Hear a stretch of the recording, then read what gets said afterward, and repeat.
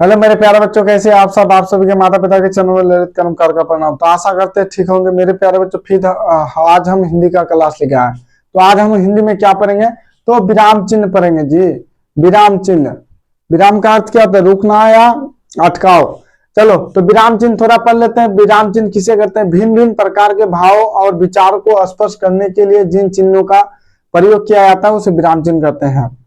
समझे? भिन्न भिन्न भाव और विचारों को स्पष्ट करने के लिए जिन चिन्हों का इस्तेमाल किया जाता है उसे विराम चिन्ह कहते हैं। मेरे प्यारे बच्चों, इसमें ज्यादा समय नहीं लेंगे क्योंकि विराम चिन्ह में आपका डेफिनेशन भी नहीं पूछता है, डायरेक्ट पूछेगा। ये चिन्ह दे देगा, इनमें से बोलेगा पूर्ण विराम कौन सा है, अर्ध विराम कौन सा है, त्रुटि पूरक चिन्ह कौन सा है या लाघव चिन्ह कौन सा है। आज पूरा जितना भी चिन्ह या विराम चिन्ह है सबको हम यहाँ लिख दिए हैं। और जो छूट गया हो, छूटना तो नहीं चाहिए, जितना हमसे हुआ हम पूरा लिख दिया। 18 का 18 जितना आता है, इससे बाहर कोई एग्जाम में पूछेगा ही नहीं। इससे बाहर एक भी सवाल आपका होगा नहीं, इसके अंदर ही होगा। बहुत होता है ना, 3-4 विराम चिन्ह पढ़ा देता है, उसके बाद एग्जाम में आने के बाद बोलता है सर ये नहीं आया, ये नहीं आया। तो ऐसा पढ़ाएंगे कि इससे बाहर कुछ पूछेगा ही नहीं। तो चलो मेरे प्यारे बच्चों, पूर्ण विराम को समझते हैं। तो विराम चिन्ह समझ गए। भिन्न भिन्न प्रकार के भाव और विचार को स्पष्ट करने के लिए जिन चिन्हों का प्रयोग किया जाता है उसे पूर्ण विराम कहते हैं। तो देखो, पूर्ण विराम उसे विराम चिन्ह कहते हैं, पूर्ण विराम नहीं। भिन्न भिन्न प्रकार के भाव और विचारों को स्पष्ट करने के लिए जिन चिन्हों का प्रयोग किया जाता है उसे विराम चिन्ह कहते हैं, पूर्ण विराम नहीं। अब हम लोग क्या पढ़ेंगे? नंबर 1 में पढ़ेंगे पूर्ण विराम। सर ये पूर्ण विराम चिन्ह जो होता है आई के तरह होता है, सिर्फ सीधा। ये कहाँ लगता है? तो पूर्ण विराम चिन्ह वाक्य में लगता है। कैसे सर? देखो, पूर्ण विराम वहां लगेगा जहां किसी भी शब्द को या किसी वाक्य, मतलब किसी वाक्य को पढ़ते समय यदि सांस पूरी तरीका से रुक जाए तो वह पूर्ण विराम रखता है। देखो कैसे, जैसे मैं आम खाता हूं। अगर यहां पर है मैं आम खाता हूं, पूरी तरीका से मेरा सांस रुक गया, मैं आम खाता हूं। सांस रुकने का मतलब ये नहीं कि हम मर गए, उसका मतलब ये नहीं, पूरी तरीका से मेरा सांस रुक गया। तो यहाँ क्या खाएगा? पूर्ण विराम। इतना याद रखना, पूर्ण विराम हमेशा वाक्य के अंत में लगता है और वहां लगता है जहां सांस पूरी तरीके से रुक जाए।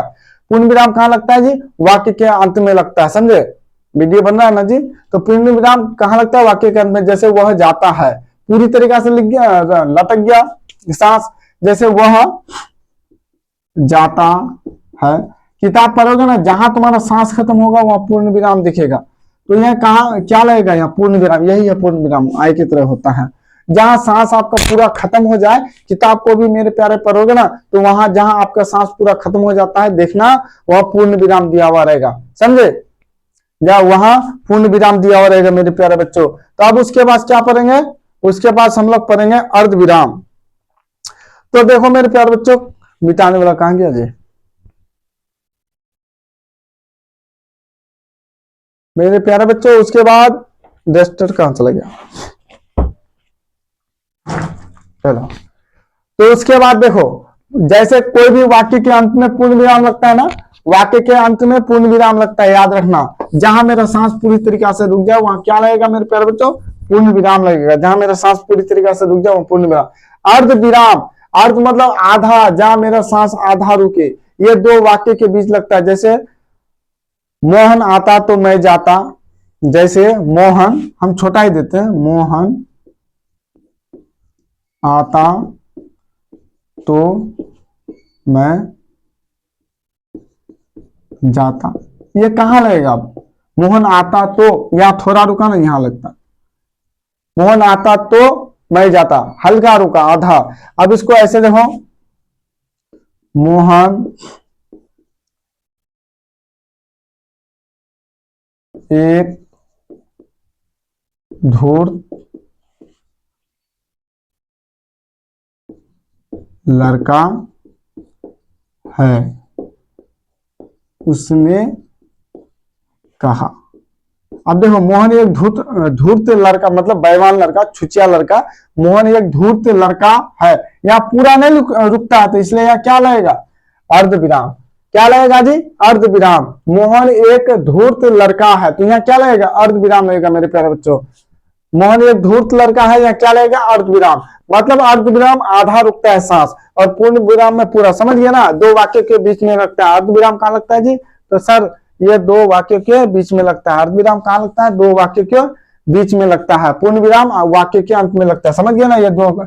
अल्प विराम जैसे राम, श्याम और मोहन पटना जाता है।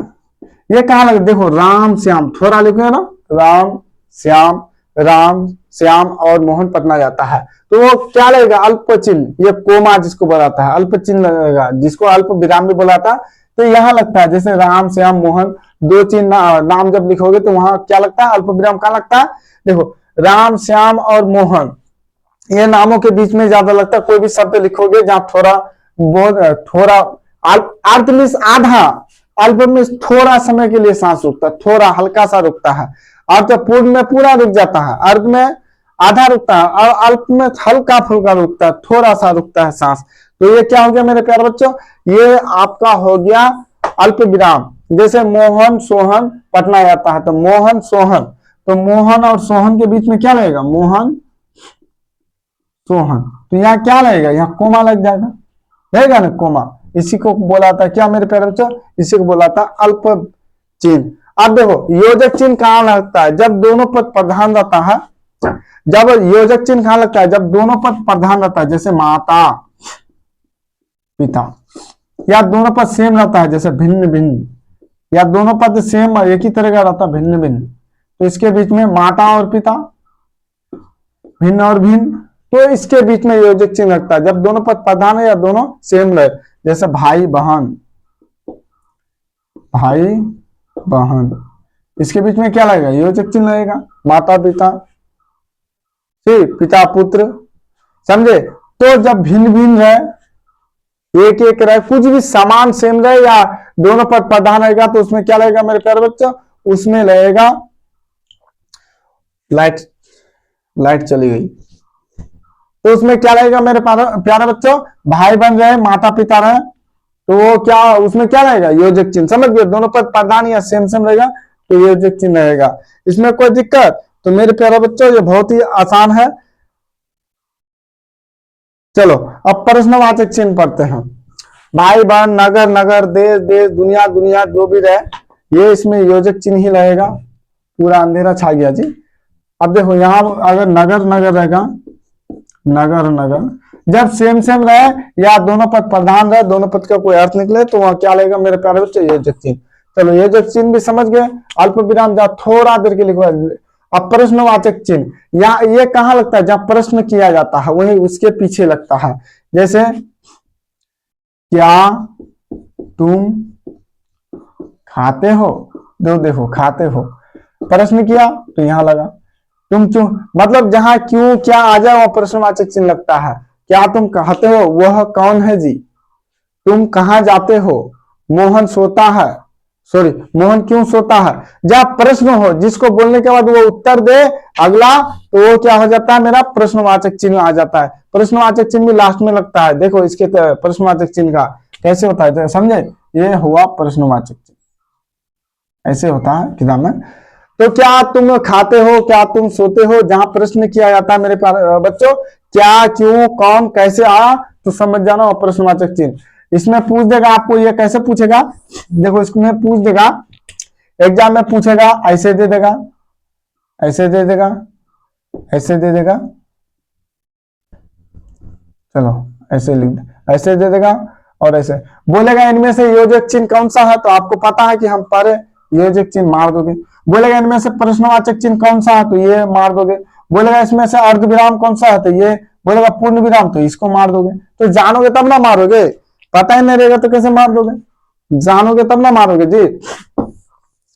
अब विस्मयादि बोधक, विस्मयादि बोधक चिन्ह, हाय वो मर गया, हाय वह मर गया, तो यहाँ क्या लगेगा? विस्मयादि बोधक लग जाएगा। जहाँ अचानक कोई घबराहट वाला आवाज सुना, हाय वो मर गया, हाय एक्सीडेंट हो गया, दुर्घटना हो गया, ट्रेन पलट गया, परमाणु बम गिरा, अचानक घबराहट जहां हो, तो वह विस्मयादि बोधक लगता है। अचंभा, आश्चर्यचकित हो जाना किसी को सुन के, तो वह विस्मय आदि बोधक चिन्ह लगता है मेरे प्यारे बच्चों। विस्मय आदि बोधक चिन्ह क्या लगता है? जहाँ कोई भी घटना अचानक घटित होता है वह मेरा विस्मय आदि बोधक चिन्ह रहता है। उसका वो कैसे दिखता है? देखो विस्मय आदि बोधक चिन्ह कैसे दिखता है? आई रहता है, उसके नीचे बुंदा रहता है, जिसको पॉइंट भी बोल सकते हैं। तो ये विस्मय आदि बोधक, हाय वो मर गया, हाय हे भगवान ये क्या हो गया, हे भगवान ये क्या हो गया, तो वहां क्या लगेगा? हे के बाद हे भगवान, हे भगवान यह क्या हो गया।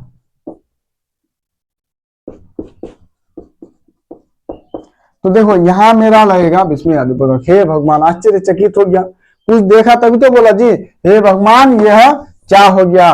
तो ये देखो काम खत्म। अब देखो हस्पद या त्रुटि पूरक चिन्ह, ये वहां लगता है जहां किसी भी शब्द को लिखते समय, किसी वाक्य को या कहानी को किसी भी जगह या क्वेश्चन आंसर लिखते हो, कुछ भूल जाते हो तो काटना नहीं है। जैसे मैं एक पढ़ता हूं, अब यहां पढ़ता हूं, तो ये मेरे प्यारे बच्चों मैं एक पढ़ता हूं, हमको क्या लिखना था? मैं एक किताब पढ़ता हूं, लेकिन हमने क्या किया? गलती से मैं एक पढ़ता हूं। अब क्या पढ़ता हूं या क्लियर नहीं हो रहा, तो क्या इसको काट दोगे? तो अब नहीं काटना है। देखो हस्पद या त्रुटि पूरक चिन्ह, जहां किताब कहां था? यहां, तो यहां हम त्रुटि पूरक चिन्ह लगा करके यहां किताब लिख सकते हैं। समझे? समझे ना? तो जहां कुछ भी छूटे या कोई कहानी कविता कुछ भी लिखते हो, क्वेश्चन आंसर लिखते हो, कहीं छूट गया तो आप ये त्रुटि पूरक चिन्ह का इस्तेमाल कर सकते हैं, उसको यहाँ लगा करके ऊपर में लिख सकते हैं। समझे? इसमें आपका कोई गलती नहीं होगा। अगर डायरेक्ट लिख दोगे तो गलत हो जाएगा। तो तरीका के साथ ये क्या हुआ? त्रुटि पूरक चिन्ह ये तीर के तरह होता है, समझे? आधा शंकु के तरह, त्रिभुज के तरह होता है। तो अगर मैं यहां लिख दूं वह आम खाता है, मान लिया हमको खाता लिखना था, वह आम खाता है, लेकिन वह आम है, तो देखो वह आम खाता है, हम खाता नहीं लिखे, तो यहां हम त्रुटि पूरक चिन्ह लगा करके खाता लिख सकते हैं। समझे मेरे प्यारे बच्चों? तो त्रुटि पूरक चिन्ह वही लगता है जहां कुछ छूट जाए, लिखने में आपका मिस्टेक हो जाए, तो वहां हम क्या करेंगे? त्रुटि पूरक चिन्ह लगा करके उसके ऊपर लिख सकते हैं। चलो हस्पद चिन्ह, सॉरी हस्पद त्रुटि पूरक पहले। अब लागव चिन्ह, सर ये लागव चिन्ह ये क्या होता है? ये किसी भी नाम को छोटा करने के लिए हो जाता है, किसी भी नाम को छोटा करने के लिए होता है। जैसे देखो डॉक्टर, ये डॉक्टर है, इस नाम को अगर छोटा करोगे तो क्या होगा? डॉक्टर, यहां ऐसे दे दो डॉ करके, जीरो लागव चिन्ह दे दो, ये हो गया डॉक्टर। इसी को बोलाता है लागव चिन्ह। इससे पहले जानते थे? कौन कौन जानता था जी? जानता था तो कमेंट में जरूर बताना। ये लागव चिन्ह होता है। जैसे मोहम्मद लिखता है ना, तो कैसे लिखता है? पूरा लिखता नहीं, ऐसे करके दे देते मोहम्मद, समझे? जैसे पश्चिम बंगाल, तो पश्चिम नहीं लिखता है, ऐसे देखें बंगाल, तो समझ जाता है कि पश्चिम बंगाल लिखे। समझे? तो ये कहां लगता है? किसी भी नाम को छोटा करने के लिए इसका इस्तेमाल किया जाता है। इसको क्या बोला था? लाघव चिन्ह। किसी भी नाम को छोटा शॉर्ट में लिखने के लिए इस चिन्ह का इस्तेमाल किया जाता है मेरे प्यारे बच्चों। तो लाघव चिन्ह भी समझ गए, समझे? अब चलो आगे चलते हैं। आगे में विवरण चिन्ह, इसका इस्तेमाल कहां होता है? जैसे हम बोलेंगे वर्ण के कितने भेद होते हैं, तो आप लिखोगे सर वर्ण के 2 भेद होते हैं। क्या? कौन कौन? स्वर्ण वर्ण, व्यंजन वर्ण। वर्ण के कितने भेद होते हैं? क्या लिखते हैं जी? वर्ण के 2 भेद होते। तो मेरे प्यारे बच्चों यहां रहेगा ये, किसी भी चीज का भेद या विवरण देने के लिए उसके बारे में जब भी बताओगे तो ये विवरण चिन्ह यहां लगता है। वर्ण के 2 भेद होते हैं, समास के 6 भेद होते हैं, संधि के 3 भेद होते हैं, स्वर संधि के 5 भेद होते हैं, तो ये विवरण चिन्ह वहां लगता है। समझे? तो विवरण चिन्ह अगर पूछ देगा इनमें से, अगर आपका ऑब्जेक्टिव में पूछ देगा, 0 दे देगा, ऐसे दे देगा, ऐसे दे देगा, बोलेगा इनमें से त्रुटि पूरक या हस्पद चिन्ह कौन सा है, तो आपको पता रहेगा कि ये है। बोलेगा इनमें से विवरण चिन्ह कौन सा है, तो ये है। बोलेगा लागव चिन्ह कौन सा है, तो ये है। कोई दिक्कत? बता दोगे ना? जो पूछता है 3-4 नंबर का, जितना भी पूछे जानोगे तो वो आपका नंबर बेकार में नहीं जाएगा, आसानी से बना लोगे। तो मेरा क्या हुआ जी, विवरण चिन्ह भी समझ गए। दोहरा उद्धरण चिन्ह, देखो ये दोहरा उद्धरण चिन्ह होता है, यहाँ दो एक यहाँ ये इसका इस्तेमाल कहाँ होता है, कोई फेमस नाम, जैसे तुम मुझे खून दो मैं तुझे आजादी दूंगा, किसने कहा, सुभाष चंद्र बोस, तो वही ये चिन्ह का इस्तेमाल हो जाता है। इकरा भी उसी तरीका इसका, तो इसको देखो इसको देख के ही पता लेना, दोहरा में दो रहता है, इकरा में एक रहता है। अपूर्ण विराम चिन्ह, अपूर्ण ये पूर्ण नहीं है, एक होता है अर्ध विराम चिन्ह, एक होता है अपूर्ण विराम चिन्ह, ये पूर्ण नहीं है ये अपूर्ण विराम चिन्ह। ये तो पूछ देगा अपूर्ण विराम चिन्ह कहाँ, इनमें से अपूर्ण विराम चिन्ह कौन सा है मेरे प्यारे बच्चों, तो बता देना ये अपूर्ण विराम चिन्ह, समझे, कोई डिफिनेशन नहीं पूछेगा। अच्छा निर्देशक या डैश चिन्ह, कोई भी चीज लिखते हो उसके बाद डैश देते हो ना ऐसे, तो ये डैश है। देखो ये योजक चिन्ह यहाँ है, दोनों सेम है, ये डैश है। तुल्य सूचक चिन्ह, बराबर, किसी भी चीज को बराबर दिखाने के लिए होता है ये तुल्य सूचक चिन्ह। अगर पूछ देगा, देखो हम तो बराबर जानते हैं, अगर पूछ देगा जैसा नहीं बोलते हो मैथ में नहीं पढ़ो D1 बराबर D2 है कि नहीं है, तो इसी चिन्ह का इस्तेमाल किया जाता है, बराबर है तो है, नहीं है तो कट मार दो, नहीं है तो तुल्य सूचक चिन्ह इसको बोलाता है। लोप चिन्ह, किसी भी शब्द को लिखना है उसके बाद लिखते लिखते छोड़ दिया तो उसको डैश डैश दे के लिखा जाता है, इसका मतलब वो और भी कुछ लिखता, समझे, डैश दे के छोड़ देता है कि और भी, या खाली स्थान में भी उसका इस्तेमाल होता है। रेखांकन चिन्ह, जैसे रेखांकन चिन्ह क्या होता है जी, यहां देख लो, रेखांकन चिन्ह क्या होता है इसको देखो, जैसे मोहन कलम से लिखता है। अब यहाँ क्या कर दिया हम, यहाँ रेखांकित कर दिए, अंडरलाइन कर दिए, बोलेंगे से में कौन सा कारक है, से में कौन सा कारक है, तो कोई भी चीज अगर किसी से लिखता है तो वहां करण आ जाता है, वहां करण आ जाता है, तो अंडरलाइन किया हुआ है, वहां लिख देगा रेखांकित में, रेखांकित को में कौन सा कारक है, तो बता दोगे करण। अब यहां बोल देगा, यहां रेखांकित यहां कर दिया, बोलेगा मोहन क्या है, संज्ञा, सर्वनाम, वर्ण, संधि, तो क्या बोलोगे, मोहन संज्ञा है, रेखांकित का उत्तर दीजिए, तो मोहन संज्ञा है, यही हुआ अंडरलाइन। उसके बाद देखो योजक चिन्ह, ये प्लस का चिन्ह होता है, प्लस जी, किसी भी चीज को जोड़ने में किया आता है प्लस, योजक नहीं जानते हो प्लस, जैसे 2+2, या संधि विच्छेद करोगे पवन का क्या होगा, पोजरन, पवन, संधि में इस्तेमाल किया जाता है, समझे। उसके बाद देखो योजक चिन्ह, ये प्लस हो गया, अब कोष्ठक ये ब्रैकेट हो गया, मैथ में नहीं बनाता हूं ये ब्रैकेट। तो मेरे प्यारे बच्चों मेरा उद्देश्य था आपको बताना, इसका परिभाषा या डिफिनेशन याद कराना मेरा उद्देश्य नहीं था, क्योंकि ये पूछता नहीं है आपका परिभाषा, इसमें बस इतना पूछ देगा इसमें से योजक चिन्ह कौन सा है, समझे मेरे प्यारे बच्चों, इसमें से आपको ये पूछ देगा इनमें से योजक चिन्ह कौन सा है, पूर्ण विराम कौन सा है, अब तो बता दोगे ना, बोल देगा ये क्या है, लाघव चिन्ह है, ये क्या है, त्रुटिपूरक चिन्ह है, ये क्या है, ये सर अर्ध विराम है, ये क्या है, ये अपूर्ण विराम है, ये क्या है, ये आपका क्या हो गया जी, ये अल्प विराम है, ये क्या है, पूर्ण विराम है। अब बता दोगे ना, एग्जाम में पूछेगा तो ये क्या है, प्रश्नवाचक चिन्ह है, एग्जाम में पूछेगा मार देना धराधर, ये नहीं पूछेगा आपको कि प्रश्नवाचक चिन्ह किसे कहते हैं, ये कभी नहीं पूछेगा, याद रखना।